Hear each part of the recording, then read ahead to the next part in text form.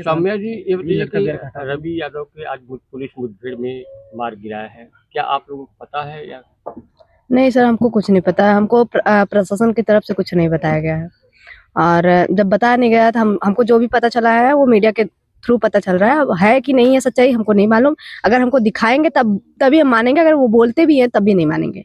हमको देखना है, देखने के बाद ही हम कहेंगे कि हाँ हुआ है। आप कार्रवाई के लिए जगह जगह दौड़ी हैं, क्या कितना कार्रवाई से संतुष्ट हैं? अभी 1%।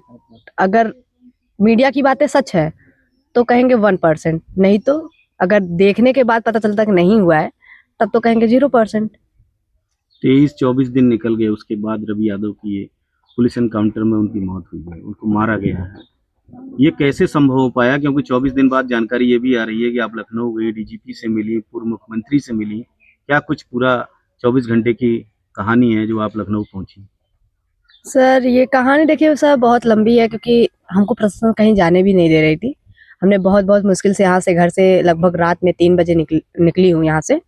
और निकलने के बाद अब फिर भी डर था कि रास्ते में रोक लेंगे, लेकिन मोबाइल वगैरह स्विच ऑफ करके वहाँ पे बहुत बहुत मुश्किल से पहुंची और अपनी बातें डीजीपी तक, अपने पूर्व मंत्री अखिलेश यादव जी तक अपनी बातें रखी। और रखने के बाद यहाँ पे जब घर पे आई हूँ तो लगभग हम 1 बजे आए हैं। और 1 बजे जब घर पे पहुंच रहे हैं, पुलिस प्रशासन देखिए वहाँ पे भी पहुंच गई थी, पहुंच गई लेकिन साथ में ही आई। अब जब हम घर पे पहुंचने के बाद आप लोग के ही थ्रू हमको यही सब पता चल रहा है कि ऐसा हुआ है, तो हम कहेंगे ये डीजीपी तक पहुंचने का एक शायद स्रोत है, मिला होगा। नहीं तो सोचिए, मतलब कि सोचने वाली बात है, वो यहीं पे घूम रहा है। पुलिस प्रशासन छोड़ ही रही थी ना। आप खेतासराय में ही मार रहे हैं, वो खेतासराय का ही रहने वाला है। आप दूर दूर कह रहे हैं कि हमारे फोर्स गए हैं, लेकिन वो खेतासराय में मर रहा है। और फिलहाल इतने दिन तक तब आप क्या कर रहे थे? आपको तो हमको 2 दिन में ही ये मतलब हमको इंसाफ मिल जाना चाहिए था। 2 दिन में ही मिल गया होता मेरे भाई को भी, लेकिन आप लोग मतलब इतने दिन तक छोड़ रहे थे।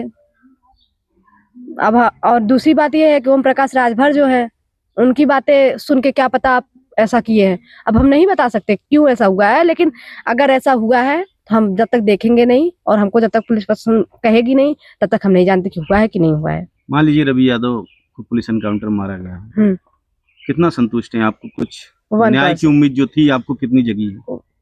न्याय की उम्मीद सर भोले राजभर के बाद जगेगी। अगर भोले राजभर को पहुंचा देते हैं तब जगेगी, नहीं तो अभी नहीं। क्योंकि जो मेन जड़ होता है वो नहीं खत्म हो तो क्या खत्म हो? मेन जड़ तो वही है, अपराधी बनाने वाला वही है सबको। तो वही नहीं खत्म होगा तो कैसे अपराध खत्म होगा?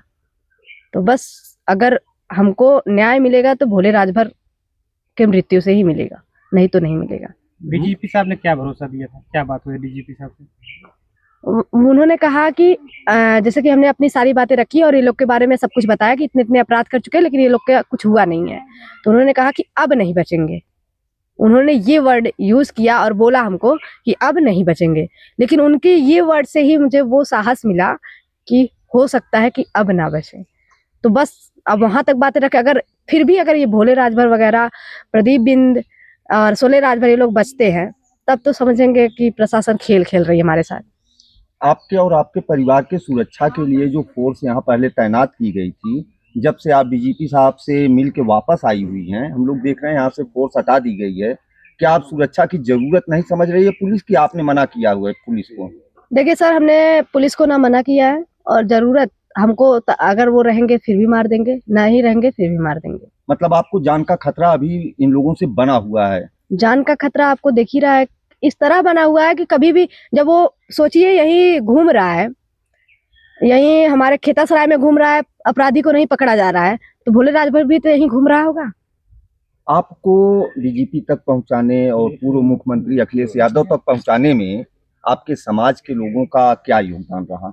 सर देखिए, हमको डायरेक्ट फोन आया था, हमने डायरेक्ट बात किया जी। फिर हम वहाँ पे पहुंचे हैं।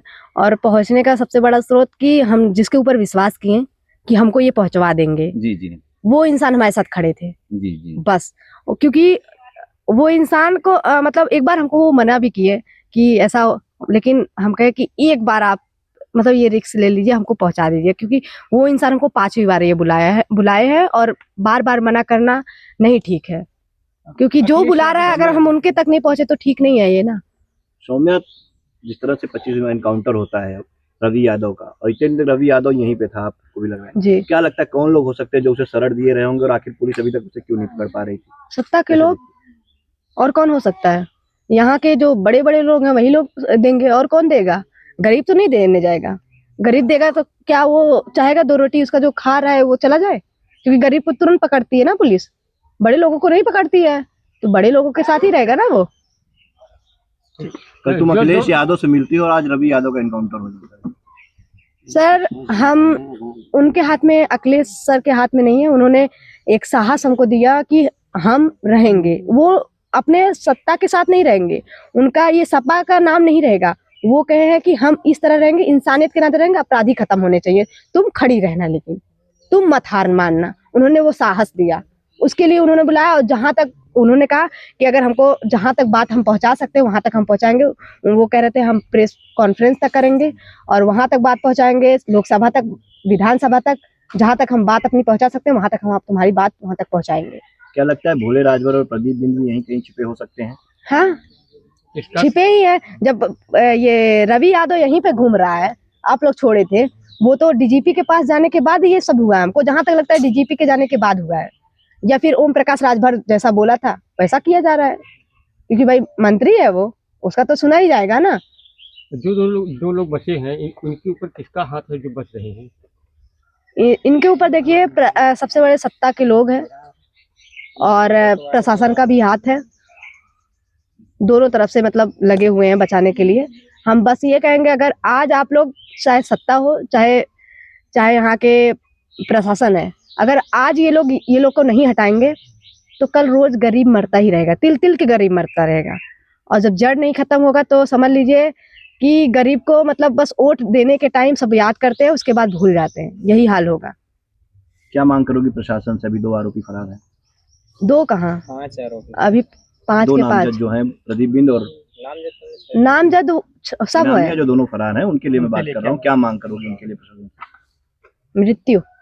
मृत्यु, उसके अलावा कुछ नहीं चाहिए मुझे।